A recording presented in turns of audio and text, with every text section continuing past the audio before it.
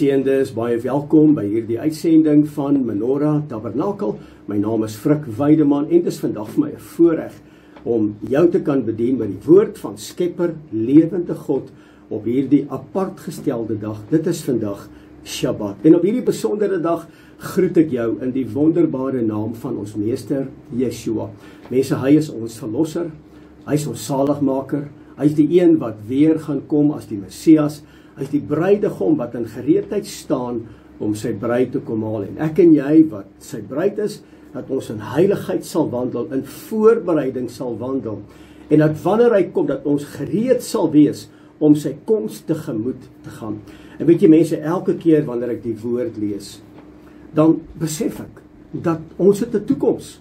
Ons het die gawe van die ewige lewe, want in hom en deur hom en tot hom het ek en jy die gawe van die ewige lewe, vanweë die volmaakte werk op Golgotha, deur sy bloed, wat hy vir my en vir jou betaal het. Hy het ons kom loskoop van die dood en die vloek van sonde. Wat 'n voorreg om hierdie woord vandag by ons te hê. En dis hoekom ek jou groet in hierdie wonderbare naam. So mense, ek wil vandag vir jou nooi om asseblief jou woord oop te maak, saam met my. Kry 'n pen, kry 'n potlood, kry 'n papier, kry 'n highlighter. Ek en jy gaan vandag so 'n bietjie woordstudie doen op hierdie Shabbat. Nou waaroor ek vandag met jou wil praat, mense, is eintlik verlede week se geleesde gedeelte, en duisende mense reg oor die wêreld het verlede week hierdie gedeelte gelees, maar dit het so 'n impak in my lewe gelaat. Ek kan nie anders as om dit vandag op hierdie Shabbat met jou te deel nie. En my tema vandag is heel eenvoudig. Dit beteken Shemini,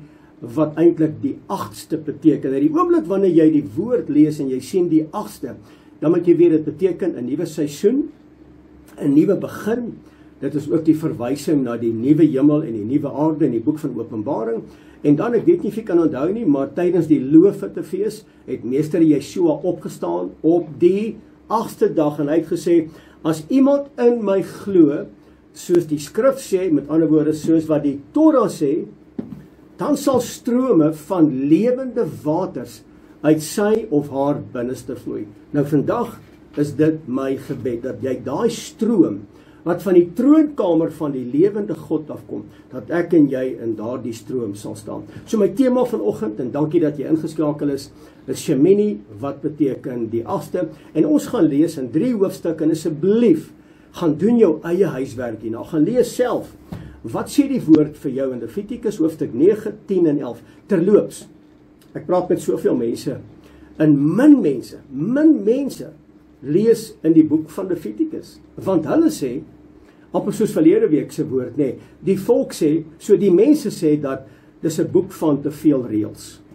Hier mag ek nie doen nie, en ek mag nie dat nie, en ek mag nie dit nie, en dis die reëls, dis wat ek mag eet en nie mag eet nie, en ek is nie lus vir reëls nie, en dit gaan net oor 'n klomp reëls, so ek skaar my eerder by die Nuwe Testament, dis my baie beter, en wanneer ek die Nuwe Testament lees, dan glo ek het 'n globale prentjie van waaroor die woord gaan. Verkeerd. Mense, wanneer ons die boek van Levitikus, wat my insiens die belangrikste boek is van die hele woord, dis die fondasie van die hele woord, want dit gaan oor instruksie, dit gaan oor, nommer 1, hoe ek Vader moet aanbid. Wat is die protokol wat hy van my verlang? Wat wil hy hê moet ek doen? Wat moet ek doen om sy beeld uit te leef in hierdie donker, krom en verdraaide wêreld? Hy leer my in die boek van Levitikus hoe my huwelik moet lyk, hoe ek my kinders moet grootmaak, hoe ek my finansies moet spandeer, watter dae is vir hom heilig, watter dae is vir hom normaal, en wat moet ons doen op sy heilige dae? Hy gee vir ons in die boek van Levitikus, hy vir ons sy totale reddingsplan vir die mens, en wanneer jy die boek Levitikus lees, dan sien jy die skaduwees van Meester Yeshua, en ek gaan dit vandag vir jou openbaar op 'n klein skaal.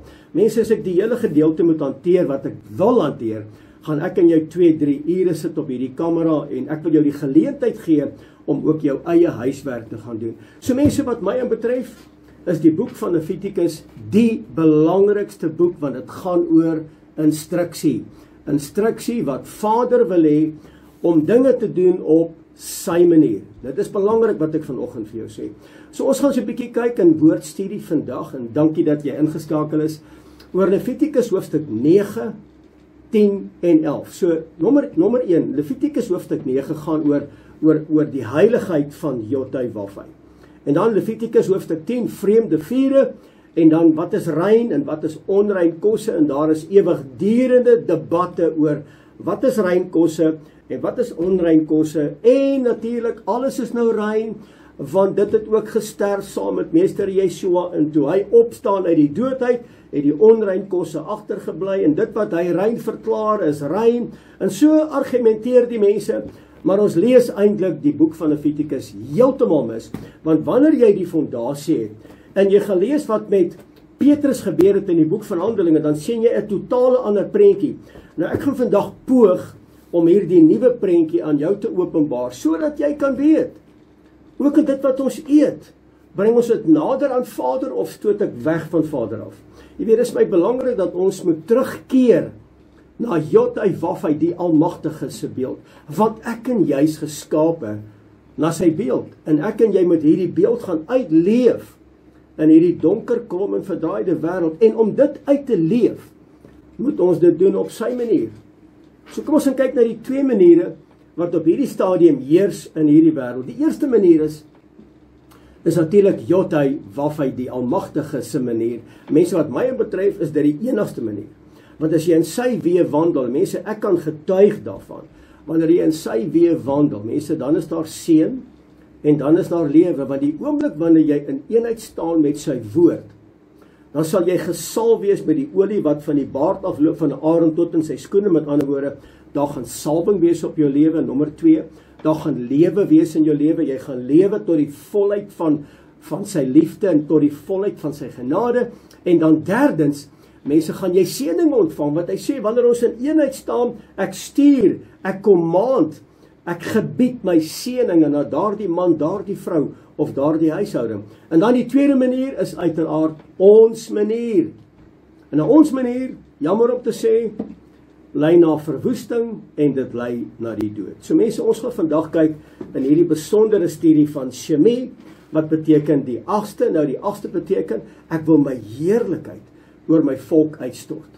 Maar ek kan dit nie doen, wanneer my volk nie in gehoorsaamheid wandel nie, wanneer my volk nie in terme van die boek van Levitikus terugkeer na my heiligheid nie.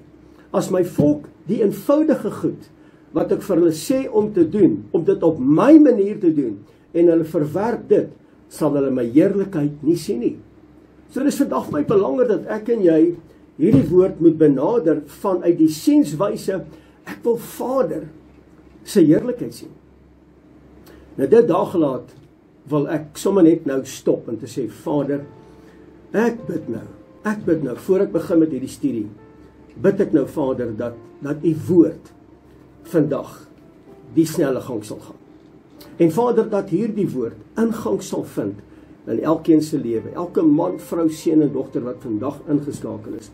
Vader, dat hierdie woord rema sal word, dat hierdie woord gestalte sal kry vanweer die inspraak van u Heilige Gees in mense se lewens. En Vader, my primêre gebed op hierdie Shabbat is dat ons sal terugkeer na u naam, na u heiligheid, dat ons dit sal doen wat vir u welbehaaglik sal wees, en dat ons lewens vir u 'n welriekende offer sal wees. Vader, dis my gebed, dis my roepe vandag, in die wonderbare naam van Meester Yeshua, en my gees roep uit, halleluja.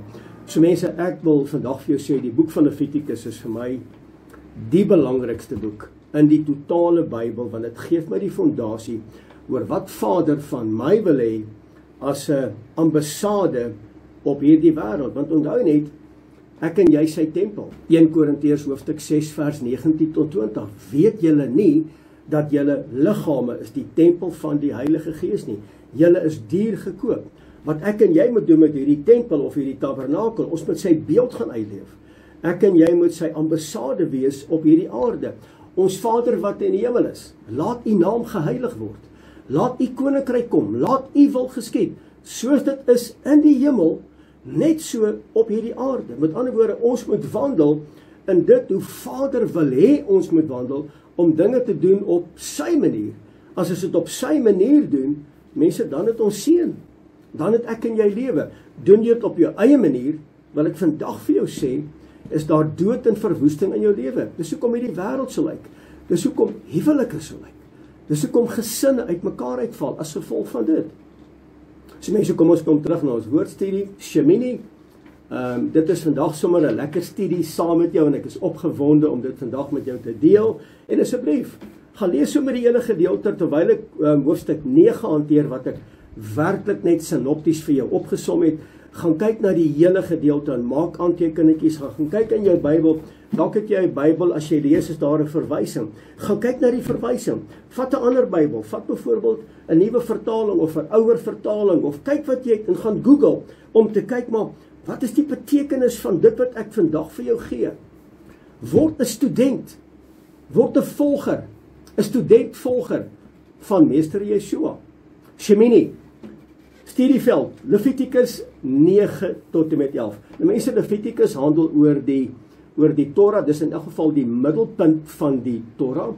Dit beskryf die feeste, met ander woorde die heilige dae van ons hemelse Vader. Dit kom leer ons ook wat is 'n Shabbatjaar en wat is 'n hersteljaar, met ander woorde mense, wat is 'n jubeljaar. Nou net vir julle wat dit dalk nou nog nie gelees het in die boek van Levitikus nie, elke 50ste jaar is 'n jubeljaar.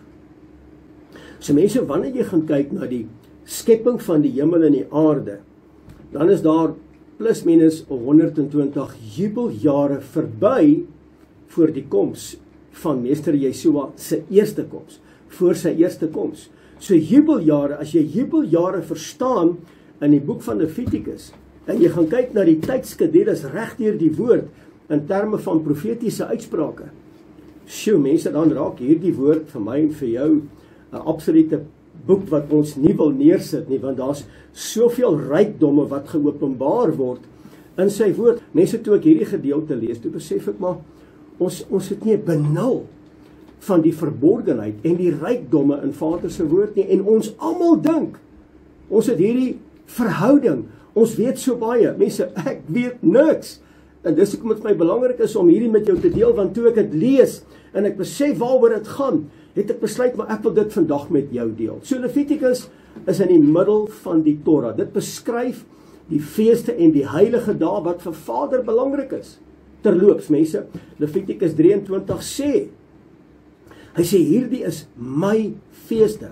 Met ander woorde, Shabbat behoort aan Vader. Pesach behoort aan Vader.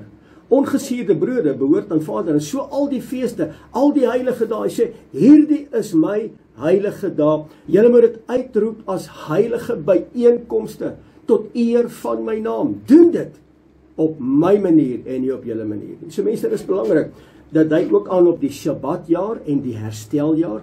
Mense, wanneer jy die Shabbatjaar en die hersteljaar verstaan, dan maak hierdie woord so sin. Wat is die hersteljaar? Wat is die Shabbatjaar? Wat is 'n jubeljaar? Gaan lees dit asseblief in Levitikus 25, maar ons gaan later daarby uitkom. Nou, 'n jubeljaar is elke 50ste jaar. So mense, dit beteken 'n enorme hoeveelheid goed, en ek kan nie nou daaroor praat nie, maar wanneer jy die jubeljare verstaan, kan jy min of meer uitwerk van skepping tot en met die eerste koms van Meester Yeshua. Mense, ek wil amper vir jou sê, dag, datum en tyd, in terme van jubeljare. En dan die 2000 jaar wat Meester Yeshua opgevaar het en hy sit by die Vader, mense, en wanneer hy gaan terugkom in terme van jubeljare, kan jy min of meer 'n aanduiding bepaal wanneer sy tweede koms gaan plaas word in die Shabbatjaar en in die hersteljaar. Dis so belangrik die boek van Levitikus is. As ek die boek van Levitikus lees, dan besef ek, wat is die reddingsplan vir die mens? Die volmaakte plan van Jodhai, Wafai, die Almagtige, vir my en vir jou, as 'n reddingsplan vir my en vir jou. Anders was ons verdoem. En dit is opgeteken in die boek van Levitikus. En dan baie belangrik, mense, die sentrale boodskap van die hele boek van Levitikus: wees heilig, want ek is heilig. Dalk, en dis my eie opinie, dalk wil die vyand ons weerhou om in die boek van Levitikus te lees, want hy wil ons weerhou om te dink dat Vader is heilig. Hy sê net die ou baas daarbo, of is met die God wat ek en jy mee ligsinnig kan lees nie. Nee, mense, hy is die heilige van Israel, hy is soewerein, hy is almagtig, hy is alomteenwoordig, heiliglik. Terwyl ek en jy nou praat, buig die engele voor sy aangesig en hulle roep uit: heilig, heilig, heilig is die een wat was, die een wat is en die een wat weer sal kom. So mense, dit is dit is hierdie God wat ek en jou aanbid. Hy sê, ek is heilig en julle moet heilig wees. Heiligheid beteken om afgesonder te wees, om apart gestel te wees. En dit is belangrik dat ons weet wat hy van ons verlang, in terme van sy instruksie, om dit te doen op sy manier, wat is vir Vader heilig, en wat is vir hom onheilig. En dan baie belangrik, wat is rein, en wat is onrein.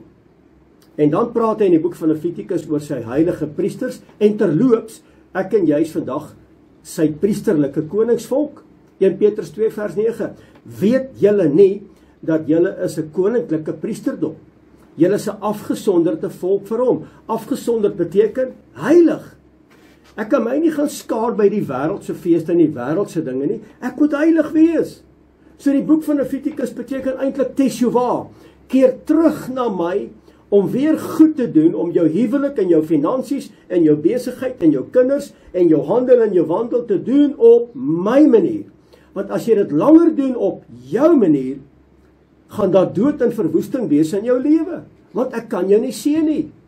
Ek kan jou net seën wanneer jy wandel in die bepalings van my woord, maar wanneer jy uitbeweeg, dis hoekom hy dit 'n paar keer sê in die woord. Hy sê, moenie daarvan links of regs afwyk nie, maar wandel nougeset daarin, sodat jy met goeie gevolg kan handel.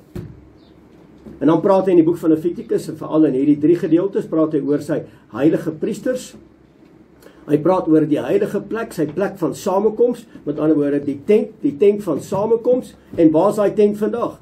Daai tent is vandag hier by my en by jou. Ek en jy sy tabernakel.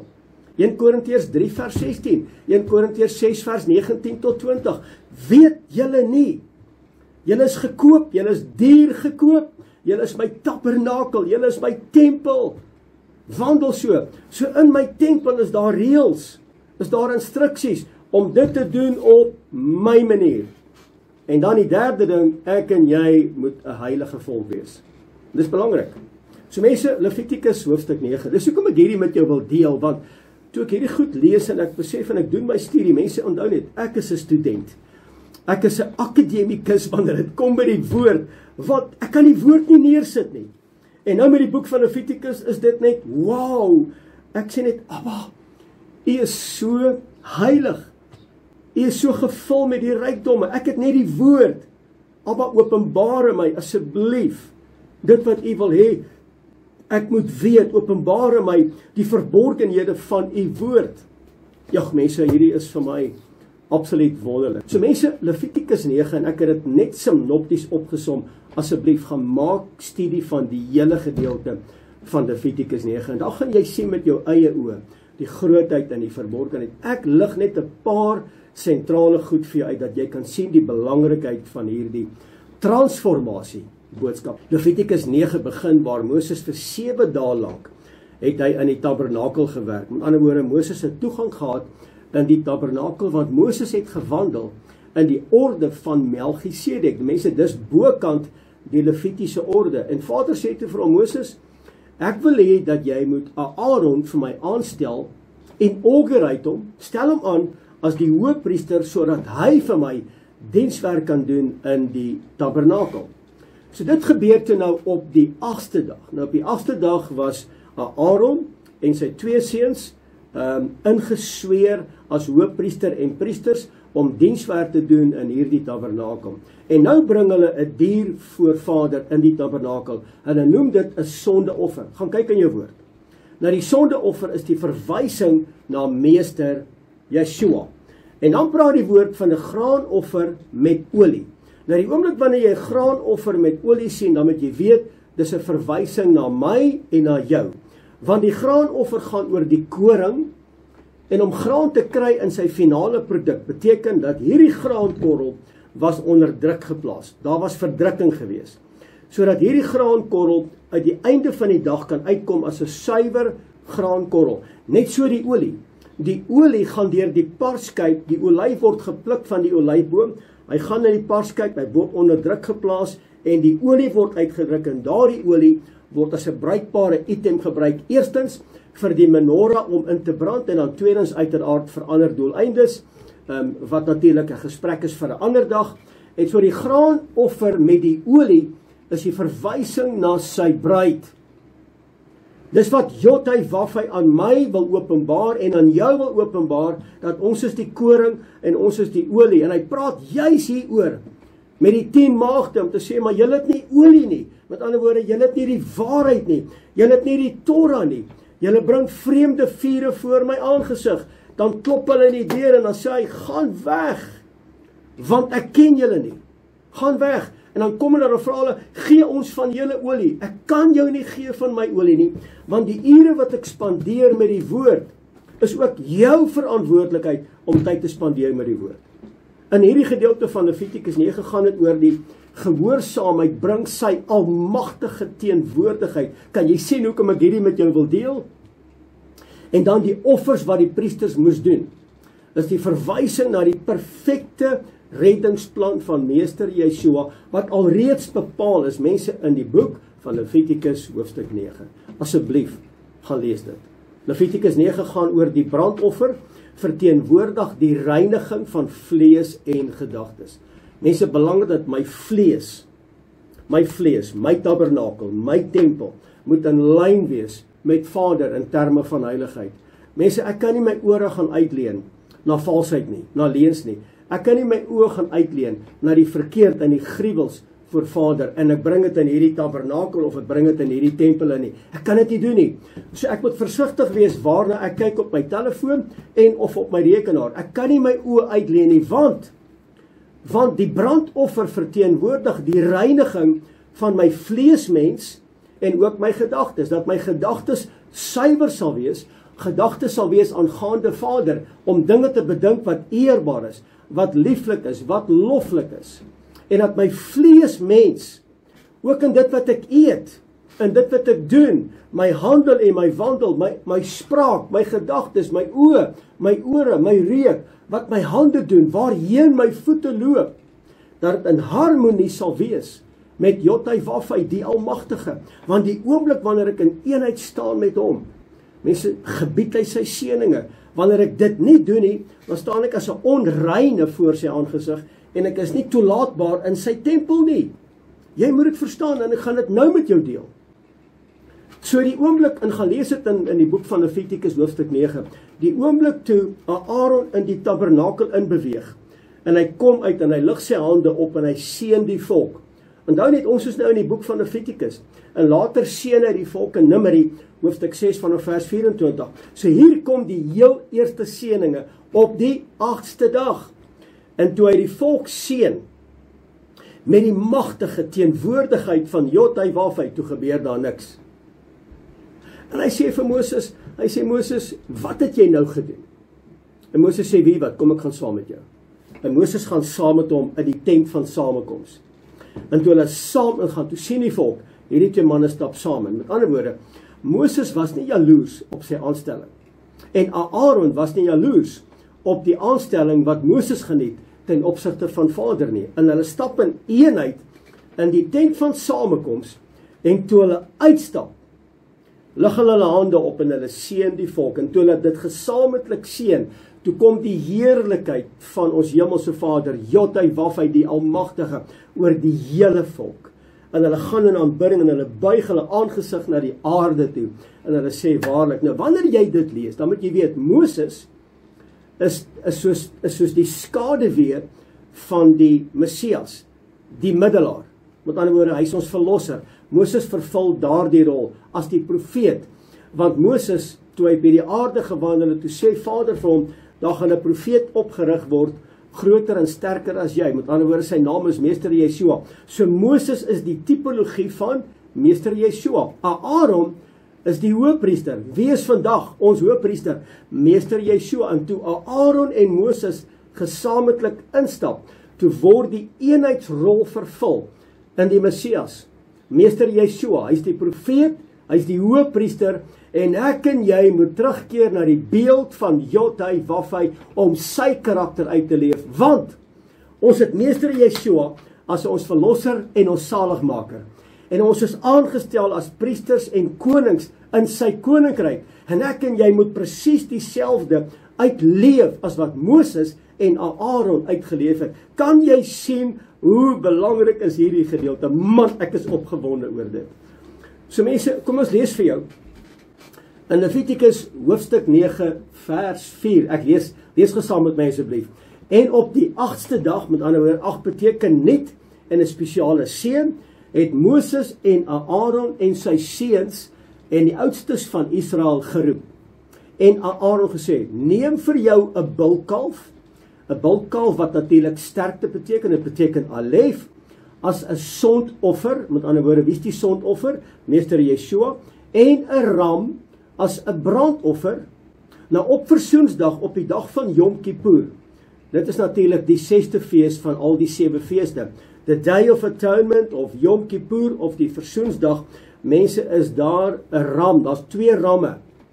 Een is die scapegoat en die ander een word geslag vir ons sondes, en dan word ons sondes weggeneem, en Meester Yeshua het al 2 vervul. Hoor wat sê die woord? Hy sê, en as 'n ram, 'n brandoffer, al 2 sonder gebrek, en bring hulle voor die aangesig van Jod-Heh-Wav-Heh. Daai sonder gebrek beteken rein en onskuldig. Dis wat dit beteken.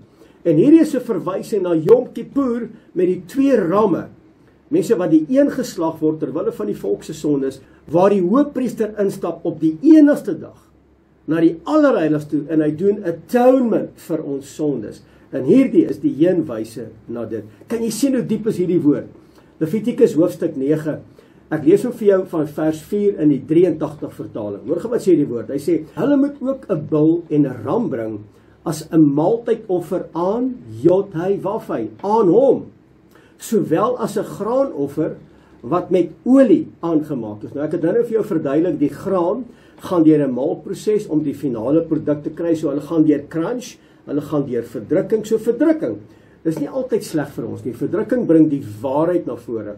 Verdrukking bring jou geloofswandel met Meester Yeshua. Dit verdiep jou geloof in hom.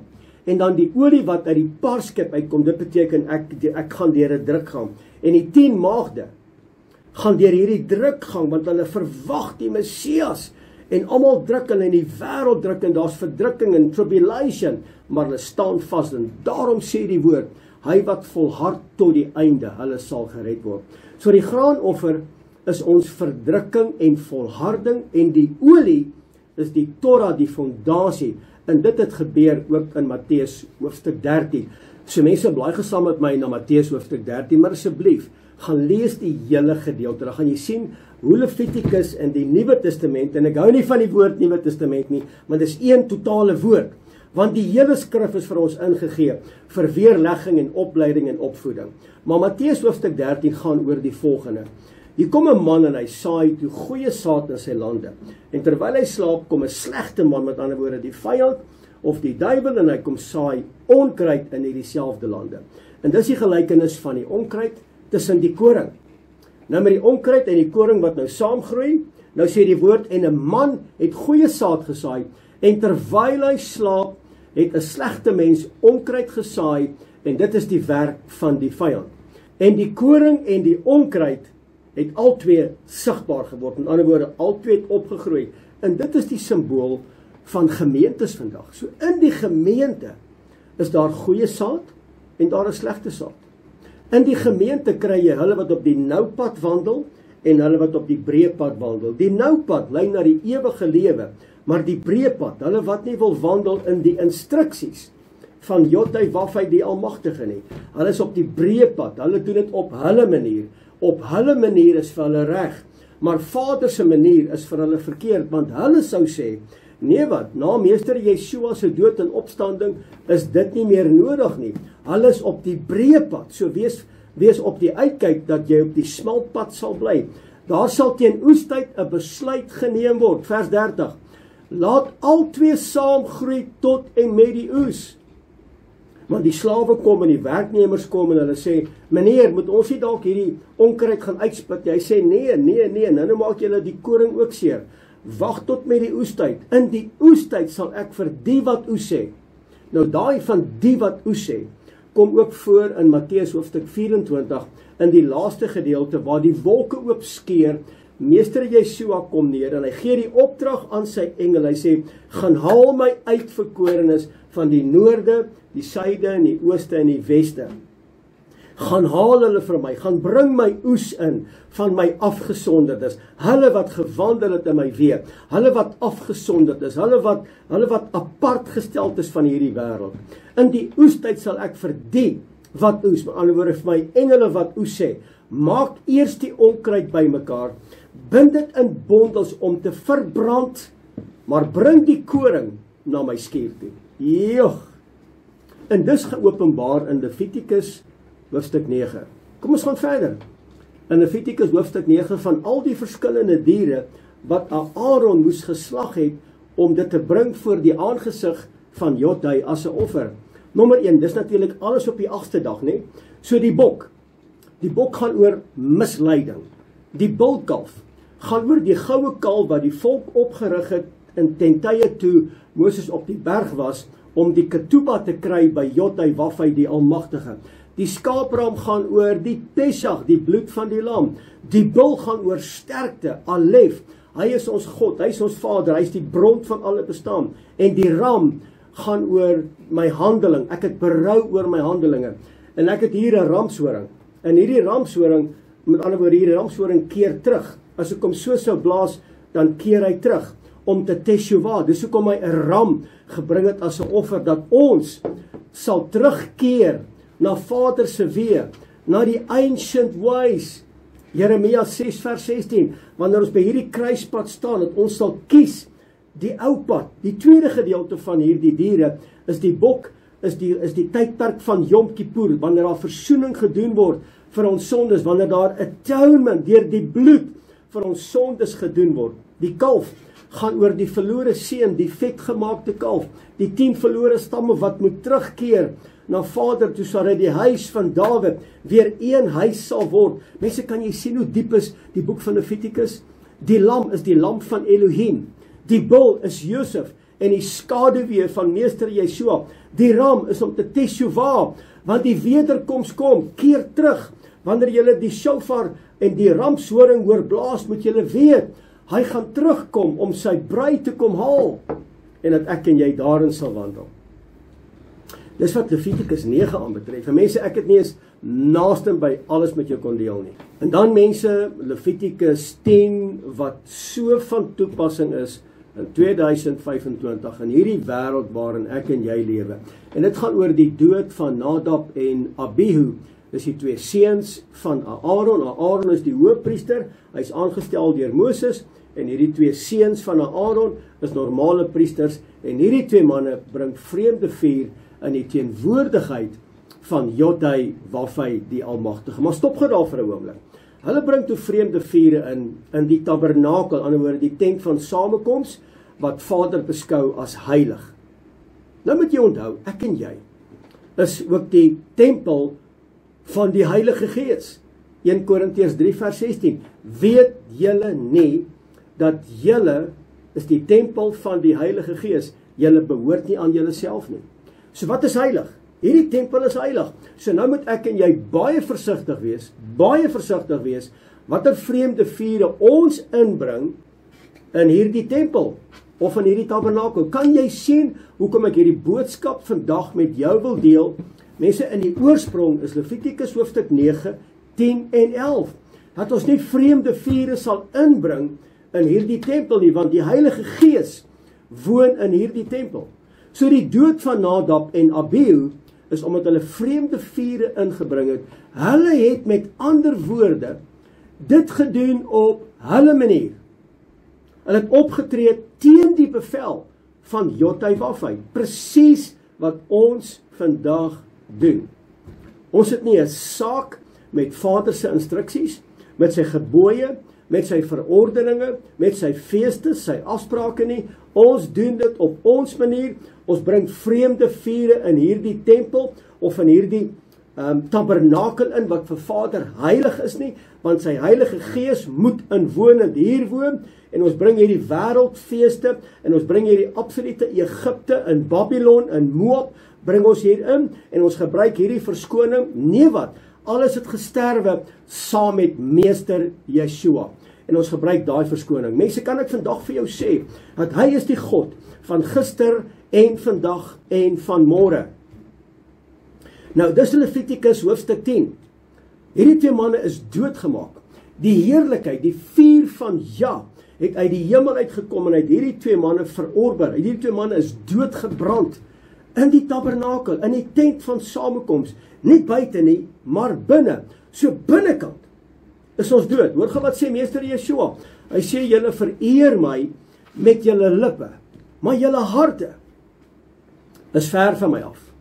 Hy sê vir die fariseërs, hy sê, buite lyk julle mooi, maar binne is julle vol doodsbeendere. Julle is dood aan die binnekant. In die tabernakel, in sy teenwoordigheid, ons kan nie onreinheid en vreemde vure inbring in Vader se heilige teenwoordigheid nie. Mense dood en verwoesting is die resultaat.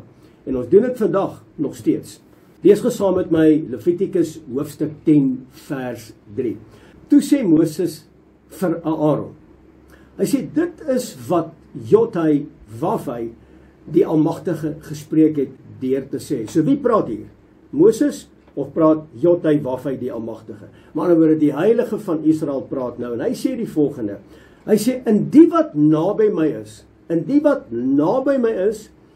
wil ek my as die Heilige laat ken. So mense, ek en jy moet terugkeer na sy beeld. Ons moet terugkeer na hom. Dis hoekom die ramshoring, die ram is 'n duidelike beeld daarvan om te teshuwa. Nou sê hy, en die wat naby my is, soos jy vandag sê, ek is naby hom, ek wandel naby hom, wil ek my as die Heilige laat ken, en voor die oë van die hele volk wil ek my verheerlik. Maar Aaron het stil gebly. Nou moet jy onthou, dat Moses praat met Aaron, net nadat sy 2 seuns doodgemaak is in die tent van samekoms. En daarom bly Aaron stil, want Aaron weet, hier is nou moeilikheid, want Vader sê, hy sê, in die wat naby my is, wil ek my as die Heilige laat ken. Jy kan nie met onreinheid voor my aangesig kom nie. Jy kan nie met vreemde vure in my teenwoordigheid inkom nie. Nou het Aaron stil gebly. Met ander woorde, in sy teenwoordigheid moet ons afgesonderd wees. Ons moet heiligheid nastrewe, want die woord sê in die boek van Hebreërs, hy sê, sonder heiligmaking sal julle my nie sien nie. Met ander woorde, ons moet dit van nou af doen, mense, op Jotai Wafai, die Almagtige se manier en nie ons manier nie. Ons het nou Levitikus hoofstuk 10 vers 3 gelees. Kom ons gelees Romeine hoofstuk 10 vers 2 en 3. Hoor wat sê die woord? Hoor wat sê Paulus? Onthou, Levitikus hoofstuk 10 vers 3 sê, hy sê, julle moet weet, as julle in my teenwoordigheid kom, wil ek my as die Heilige laat ken, voor die oë van die volk. So ek kan nie in my binnekamer ingaan, en Vader prys en eer en loof, maar ek kom voor die volk, en ek leef, soos 'n normale wêreldsling nie. Dan nooi ek weer vreemde vure in hierdie tabernakel. Hoor gou wat sê Levitikus hoofstuk 10 vers 3 en Romeine hoofstuk 10 vers 2 en 3. Paulus is aan die woord. Hy sê, want ek getuig van hulle dat hulle 'n ywer vir Jotai Wafai die Almagtige het, maar hulle het nie die kennis nie. Hulle het hierdie ywer, hulle wil hom dien, hulle gaan kerk toe, hulle sing, hulle doen alles. Hulle het hierdie ywer, maar hulle het nie die kennis nie, want hulle verwerp my instruksies wat opgeteken is in die boek van Levitikus. Hulle het nie 'n idee wat is die protokol om my te dien, om my te openbaar as die Heilige van Israel nie. Hulle dien my sonder kennis. Hoor wat gebeur in vers 3. In vers 3 van Romeine hoofstuk 10 bring ons vreemde vure in Vader se teenwoordigheid. Kom ek lees.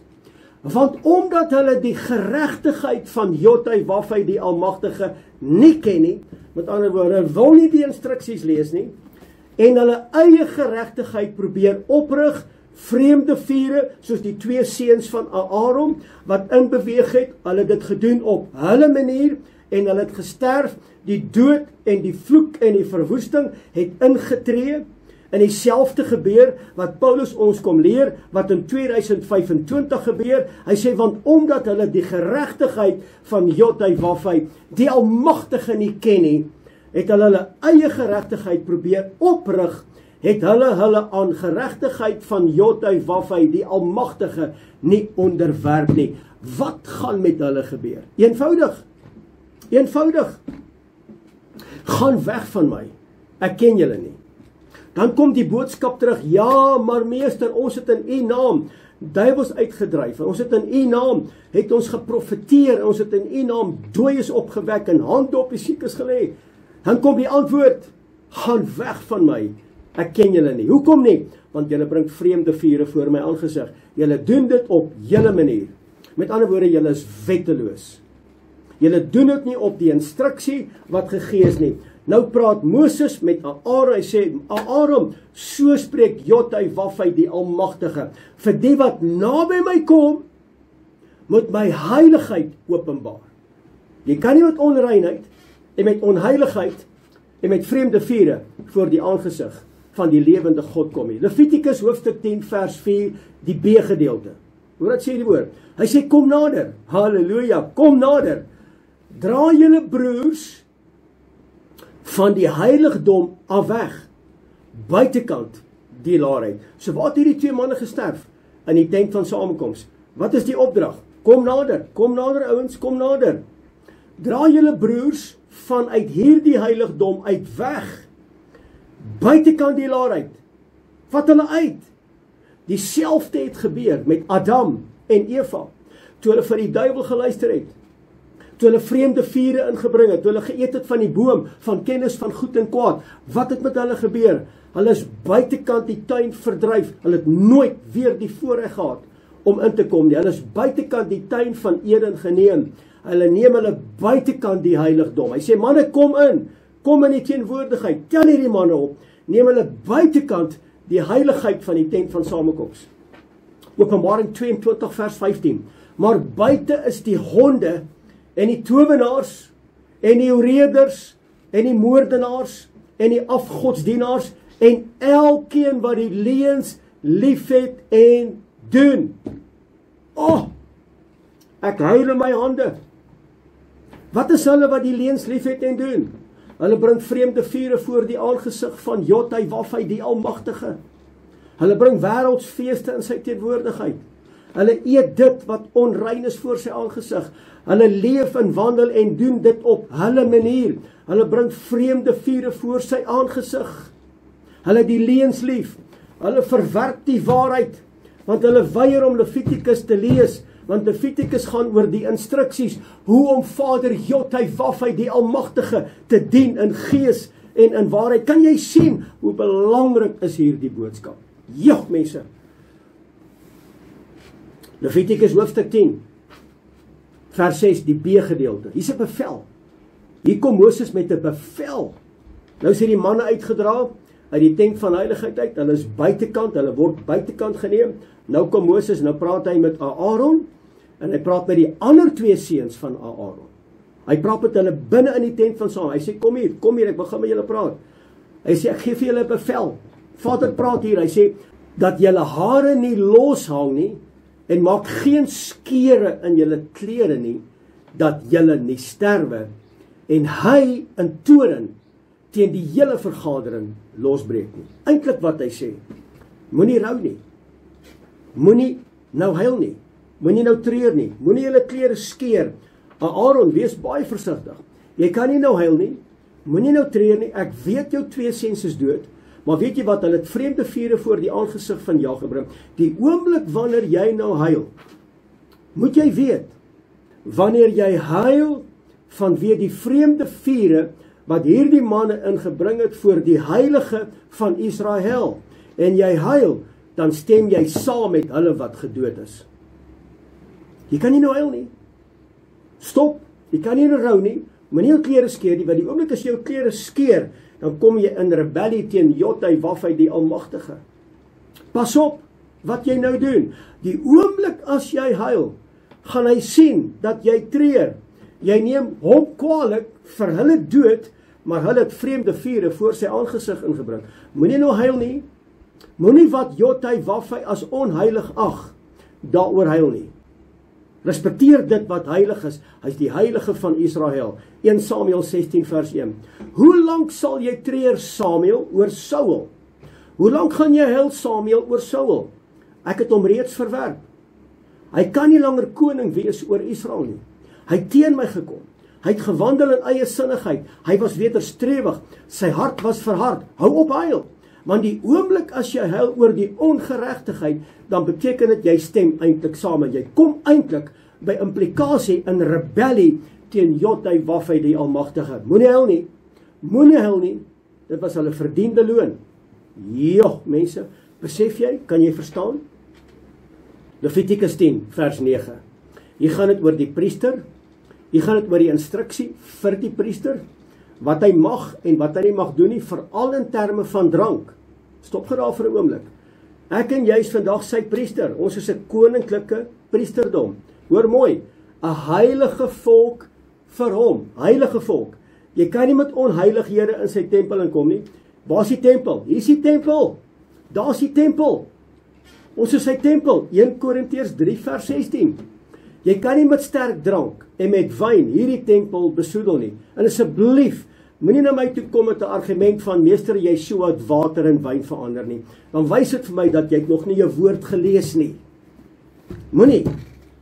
Want Efesiërs sê baie duidelik, as jy moenie dronk word van wyn nie, want daarin lê losbandigheid. Wie hom wat vir die ander een drank gee, Habakuk 2 vers 15. So moenie kom met daai gedeelte vanuit water in wyn verander nie. Moenie kom nie, moenie kom nie. Hy sê moenie wyn of sterk drank drink nie. Jy of jou seuns saam met jou in die tent van samekoms, met ander woorde in hierdie tabernakel, dat julle nie sterwe nie. 'n Ewige insetting is dit vir julle geslagte. 'n Ewige insetting. So mense, gooi die drank weg. Dis alkohol. Dit benadeel jou frontale breinlob. Dit bring jou in losbandigheid. Hoe op aarde kan jy in die heilige teenwoordigheid van Jotwafai die Almagtige inbeweeg wanneer jy besope is? Kom ek lees nou weer. Moenie wyn of sterk drank drink nie. Jy of jou seuns saam met jou, as jy in die tent van samekoms in die tabernakel ingaan. Mense, hierdie tabernakel is elke dag 24 uur uit 24 uur, 365 dae, hierdie tabernakel by ons, en moet hierdie tabernakel, hierdie tempel, 'n ambassade wees van hemel, heilig vir Jah, aan hom welgevalle as 'n heilige aanneemlike offer. En dis 'n ewige insetting, dit is vir julle en in julle geslagte. Vers 10, en julle moet onderskeid maak tussen wat heilig en wat onheilig, tussen wat onrein en wat rein is. Mense, kan jy sien hoe belangrik is hierdie boodskap, Shemi, die 8de dag, en wat dit beteken vandag vir my en vir jou. Sterk drank is uit. Is uit. Jy kan nie hierdie tabernakel besoedel nie. En wanneer jy dit op jou manier wil doen, en wanneer jy die woord gebruik om jou drankgebruik te regverdig, amper gebruik ek die woord om te justify, om dit te regverdig, dan beteken dit, jy skep jou eie geregtigheid voor die aangesig van Jotwafai die Almagtige, en jy bring 'n vreemde vuur in sy tent van samekoms, jy bring 'n vreemde vuur voor sy aangesig, en die resultaat is dood en verwoesting. Jy moet dit weet. So mense, ek wil oorgaan na Levitikus hoofstuk 11 toe, en dit gaan oor hierdie al ewigende argumente en oorloë en tsunamies, en dit gaan oor wat mag ek eet en wat mag ek nie eet nie. Och, ek kry elke week, dan kry ek navraag oor wat mag ek eet, wat is skoon en wat is nie skoon nie. En nee, die woord sê dit wat by die mond ingaan is okay, dit wat by die mond uitkom mag nie onrein wees nie. En dan het Petrus die laken gesien met al hierdie diere, en hy het onrein geëet, en dit wat God rein verklaar het, is rein, en al hierdie argumente. Mense, dit wys net vir my, ons het nie Levitikus hoofstuk 11 gelees nie. So asseblief, moenie weer vir my vra, wat is rein en onrein nie, gaan lees jou woord. Gaan kyk jou woord. Die heilige van Israel, wat ek en jy aanbid, is gister en vandag en môre dieselfde. Is hy 'n mens dat hy 'n leuen vertel, dat hy teruggaan op sy woord? Nee, sy woord bly van krag. En ek gaan nie nou stilstaan vir die volgende 3 ure by wat jy mag eet, en gaan lees dit self, gaan doen jou eie huiswerk, gaan doen 'n spreadsheet op Excel, gaan kyk jy wat jy mag eet en wat jy nie mag eet, jy gaan doen jou eie huiswerk. Asseblief. En die woord praat hier van wat is ware voedsel en wat is nie voedsel nie. Alles wat rein is, in terme van Vader se instruksie, onthou dat ons doen dit op sy manier, en die oomblik wanneer ek my tempel vervuil met onrein diere in dit wat ek eet, kom ek met 'n onrein liggaam in sy teenwoordigheid. Is dit vreemde viere? Is dit wetteloosheid? Absoluut. So wat is sonde? Sonde is wetteloos. Wetteloosheid. Ongeregtigheid. Ek kom in rebellie en ek kom in opstand teen Vader se instruksies oor wat ek mag eet en wat ek nie mag eet nie. En dieselfde gaan oor wat ek aantrek. En ek gaan nie nou daarby uitkom nie, maar dis miskien 'n boodskap vir 'n latere tyd. So mense, kom ons gaan kyk, wat sê Levitikus hoofstuk 11? En onthou net, Levitikus gaan oor keer terug na sy heiligheid. Net ek en jy vandag 'n keuse. Ons het 'n keuse dat ons rein sal wees en dat ons ook sal wandel in 'n leefstyl in terme van ons dieet om rein te wees voor sy aangesig. As ek hierdie tabernakel ingooi met alles wat onrein is, hoe lyk hierdie tabernakel vir Jotai-Wafai die Almagtige? Dit wat jy eet, onrein of selfs rein, het 'n impak op die kwaliteit van jou lewe. En mense, dat ek keer terug, in ander woorde, ek blaas weer die ramshoring, ek teshuva, dat ek sal terugkeer met ook dit wat ek eet. Dis belangrik. Onrein kosse, gaan toets dit, gaan ondersoek dit, gaan praat met jou dokter, gaan praat met enige persoon, veroorsaak parasiete in hierdie liggaam.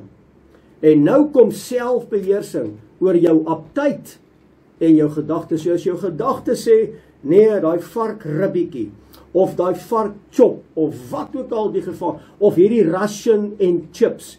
Mense, dis vir almal, ek ruik sommer ration en chips, maar dis die aptyt, dis my gedagtes, ek wil daai gedagtes gevangene neem, want my tabernakel, hierdie tempel, is heilig vir Jotai-Wafai die Almagtige, en ek kan nie onrein kosse in hierdie tempel inbring nie. Hoor gou wat sê Filippense 3 vers 19. Hulle einde is die verderf. Hulle God is die buik. Met ander woorde, die maag is hulle God, en hulle eer is hulle skande. Hulle bedink aardse dinge. As jy met hierdie gedagtes moet jy gevangene neem. Jy moet gaan kyk wat sê Vader, wat is rein en wat is onrein. Bly by die rein, bly by dit wat Vader se instruksie is. Die oomblik wanneer jy dit doen op jou manier, het jy moeilikheid. 2 Korintiërs hoofstuk 6, vers 16 tot 17. Of watter ooreenkoms het die tempel, hier is die tempel van Jotai-Wafai met afgode. Wat het die Romeine gedoen in die tempel? Hulle het varke geoffer. Dis afgoderry. Dis Egiptiese kos, dis Babyloniese kos. Dis nie voedsel in terme van die woord nie. Dit veroorsaak parasiete, dit veroorsaak siektes. Want julle is die tempel van die lewende God. En ek sal in hulle woon en onder hulle wandel. Met ander woorde, hierdie is die tent van samekoms. Kan nie vreemde vure inbring nie. En ek sal hulle Elohim wees, en hulle sal vir my 'n volk wees. Halleluja. Daarom, gaan uit onder hulle uit. Bring hierdie goed uit die heilige teenwoordigheid van Jotai-Wafai die Almagtige. Gaan uit onder hulle uit, sonder julle af. Wees apart gestel. Spreek Jotai-Wafai die Almagtige. Raak nie aan wat onrein is nie, en ek sal julle aanneem. En hierdie woord is die instruksie in die boek van Levitikus. Presies so opgeteken. Mense, kan jy sien hoe belangrik is hierdie woord?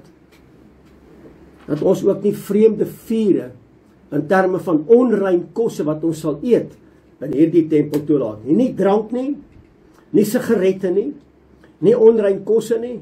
Gaan ons Jotai-Wafai vereer op sy manier of op ons manier? En ek en jy het nou gesien op vandag se studiemateriaal, as ek dit op my manier doen, dan tree die dood en verwoesting in. Wanneer ek dit op sy manier doen, is daar lewe en daar is seën op my lewe. Levitikus 11 beskryf duidelik wat voedsel is en wat dit nie is nie, en asseblief gaan doen jou eie huiswerk. Onrein diere word nie as voedsel bestempel nie. Al redeneer jy watter kant toe. Ons kan nie bruid wees en vreemd optree met vreemde vure en nie Vader se instruksie volg nie. Dan is jy nie bruid nie. Dis eenvoudig soos dit. As ek en jy bruid is, moet ons optree wat nie vir Vader vreemde vure is nie. Dit moet vir hom 'n aanneemlike, welgevalle, heilige offer wees voor sy aangesig. Mense, die naalstring van Egipte moet afgesny word.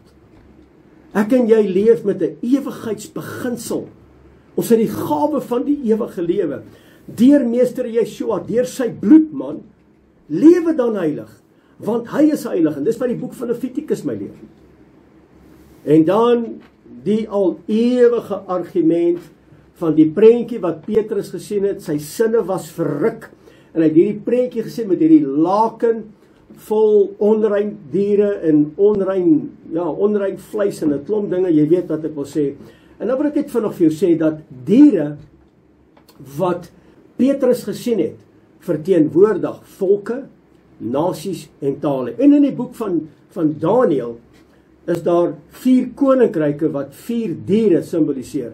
Byvoorbeeld die leeu, die beer, die luiperd, en dan hierdie dier in die laaste gedeelte met 7 koppe en 10 horings. En daai 10 horings en die 7 koppe word in die boek van Openbaring, dit word beskryf. Met ander woorde, dit gaan oor die Babyloniese koninkryk, dit gaan oor die Mede en die Perse, dit gaan oor Griekeland en dit gaan oor Europa. Met ander woorde, the Roman Empire wat weer gaan opstaan, en dit word ook deur diere gesimboliseer. So mense, wat Petrus hier gesien het, is die volgende.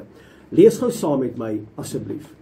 Hy sien die hemel geopen en 'n voorwerp soos 'n groot laken na hom afdaal, wat aan die 4 hoeke vasgebind is en op die aarde neergelaat word. Daarin was al die 4-voetige diere van die aarde, en die wilde en die kruipende diere en die voëls van die hemel. Wanneer jy Levitikus 11 gelees, gaan dit ook vir jou duidelik gemaak word watter voëls is rein en watter voëls is onrein. Asseblief, gaan doen jou eie studiewerk. Toe kom daar 'n stem na hom wat sê, staan op Petrus, slag en eet. Frik, sien jy? Sien jy? Hier sê Vader vir Petrus, jy kan alles eet. Hoor dit sê Petrus. Petrus is 'n volgeling. Petrus weet waaroor die Torah gaan. Petrus ken Levitikus hoofstuk 11. Hy weet waaroor dit gaan. Petrus antwoord en sê, nooit Vader, want ek het nooit iets onheiligs of onreins geëet nie. Petrus is vir ons die voorbeeld. En weer het die stem vir die 2de keer na hom gekom, wat God rein gemaak het, mag jy nie ontheilig nie. Nou mense, as ek met jou praat vandag oor dit, gaan ek en jy nog vir die volgende 3 ure hier sit. Jy moet onthou, hulle was ver, die heidene was ver. So wie is die heidene hierso? Na wie word hier verwys? In hierdie spesifieke area. Hier word verwys om te sê, Petrus, hierdie diere simboliseer volke, nasies en tale. My evangelie gaan dat hierdie mense tot bekering kom, hulle gaan teshuwa, hulle gaan weet wat is rein en wat is onrein, hulle gaan weet wie ek is, en hulle gaan weet dat ek is die heilige van Israel. Met ander woorde, wat ek dan rein gemaak het, mag jy nie onrein maak nie. En onmiddellik het dit gebeur. Wat Petrus gesien het, was nasies en volke. Byvoorbeeld, 'n Romein was onrein gewees. Hy was bestempel as 'n heiden. 'n Hebreër soos Petrus mag nie in die huis van 'n heiden ingaan nie. Byvoorbeeld 'n heiden en 'n Romein mag byvoorbeeld nie in dieselfde kamer gewees het nie. Soos byvoorbeeld Petrus wat 'n Hebreër was, hy was 'n volgeling van Meester Yeshua, kon nie in die teenwoordigheid in die huis inkom van Cornelius wat 'n Romeinse soldaat is nie. Hy mag nie, want hy word beskou as onrein. Hy's 'n heiden, hy's 'n onbesnedene, hy's nie deel van die verbond nie. Hy word verwerp. Maar hoor wat sê Vader. Handelinge 10 vers 17. En terwyl Petrus by homself daaroor verleë was, wat die gesig kon beteken, wat hy gesien het, staan daar manne deur Cornelius. Hy's die hoofman oor 100. Hy's 'n Romeinse soldaat, gestuur om te sê, Petrus, jy word gesammens om voor Cornelius te verskyn. En Petrus, wat doen Petrus? Hy sê, is goed, ek sal gaan. Waarom? Waarom het Petrus dit gedoen? Want hoor wat het gebeur in die boek van Handelinge. En hulle sê te vir hom, Cornelius was 'n hoofman oor 100. Hy was 'n regverdige en 'n godvreesende man. Maar wow, stop 'n bietjie. Hy was nog nie besny nie. Hy is nie deel van die verbond nie. Hy is nie deel van die volk nie. Hy's 'n onbesnedene. Hy's 'n baster. Hy hoort nie in die volk nie. So wat moet ek met hierdie ou gaan doen? En hulle sê Kornelius, 'n hoofman oor 100, 'n regverdige en 'n godvreesende man wat 'n goeie naam het by die Joodse nasie, het 'n goddelike openbaring ontvang deur 'n heilige engel om u te laat haal na sy huis en te hoor wat u sal sê. En toe daai laken neerdal, toe het Vader net vir Petrus gewys, Petrus, my evangelie gaan mense wat jy nie gedink het gaan tot bekering kom nie. Jy gaan hulle beskou as onrein, as heidene, hulle is onbesnedenis, gaan ek wel in laat beweeg in my koninkryk. En hier het 'n heilige engel aan Kornelius verskyn. En so 'n bietjie terug in die boek van Handelinge word dit geopenbaar. Kom ek lees dit vir jou in die boek van Handelinge hoofstuk 10 vers 2 en 3. En hy het sy hele huis was vroom en godvreesend. Hulle is nie besny nie. Hulle is nie deel van die verbond van Abraham nie. Met sy hele huis was hy vroom en godvreesend. Hy's 'n heiden, hy's 'n onreine, hy's 'n onbesnedene en het baie almoses vir die volk gegee en was altyd deur in gebed tot Elohim. En hy het dit duidelik in 'n gesig omtrent die 9de uur van die dag na hom sien kom wat vir hom gesê het, die engel van Elohim. En hy sê vir hom, Kornelius, die lewende God het gelet op jou gebede. Met ander woorde, hy het hom kom rein verklaar. Petrus, moenie dit wat onrein is, onrein ag nie. Dit wat ek rein gemaak het, moet jy rein ag. Hierdie man is rein. Ek het my engel aan hom laat openbaar. Hy's 'n godvreesende man. Sy gebede het tot my aangesig gekom. Gaan na sy huis toe. Gaan na sy huis toe. Wat gebeur het? Hy's toe gedoop. Hy's gedoop. En dis wat dit eintlik beteken. So asseblief, moenie weer na my toe kom om vir my te sê, hoorie Frik, maar Petrus het hierdie onreine, moes hy slag en eet nie. Mense, dis omdat ons Levitikus hoofstuk 11 in die Torah nog nie gelees het nie. Levitikus 11. Dit gaan oor rein en onrein kosse en dit staan vas. Want Jotai Wafai, die Almagtige, verander nie. Hy is gister en vandag en môre is hy dieselfde. Halleluja. So moenie dit eet wat dood en siek maak nie. Leef in dieselfde frekwensie as die bron van die lewe, die Almagtige Vader. Lees sy instruksies. Doen dit op sy manier en nie op jou manier nie. Sy manier bring lewe en seën. Jou manier bring dood en verwoesting. Moenie vreemde vure voor sy aangesig en in sy tempels inbring nie. Moenie. Verwyder die drank. Verwyder die onrein. So gou as moontlik op 'n ASAP basis. Kry klaar met dit. Wees heilig, want ek is heilig, sê Vader. Levitikus 9 vers 6, die B gedeelte.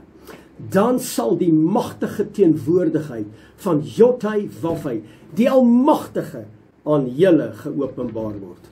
Wanneer julle wandel in my weë, wanneer julle wandel in my instruksies, wanneer julle dit doen op my manier. En Jotai Wafai se teenwoordigheid gaan gepaard met heiligheid en gehoorsaamheid. Sjoe, mense, hierdie woord het by my gespook. Hierdie woord het by my gebly van verlede week af. En dankie dat jy vandag ingeskakel was om hierdie woord uit te luister. Man, ek het opgewonde geraak want hierdie is my belangrik. En die rede dat dit vir my belangrik is, mense, ek kry die boodskappe, ek kry die telefoonoproeper, maar vra mense vir my hierdie vraag. Asseblief, gaan lees die hele gedeelte van Levitikus en jou oë sal oopgaan oor wat is heilig en dat ek en jy sal terugkeer na ons hemelse Vader.